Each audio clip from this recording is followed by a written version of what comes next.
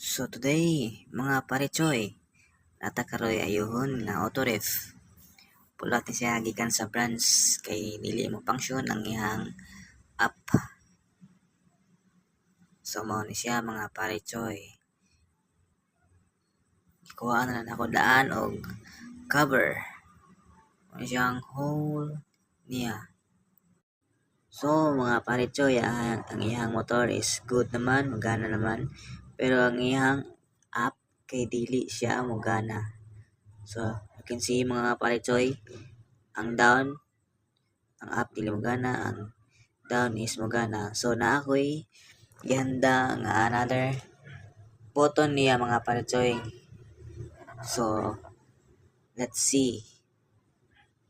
So mga parechoy, ni up siya o ni down. Atong yarin sa pagmayo mga parechoy. Testing nato mga parechoy og gana na ba gyud ang app niya mga parechoy. So nakita nato mga parechoy nga nigana na gyud ang iyang app and down. So na-fix din nato mga parechoy unsay depekto sa ato ang autoref mga parechoy. Simple ra kaayo, dali ra kaayo nato na kita ang problem sa ato ang autoref mga parechoy. So thanks for watching mga parechoy.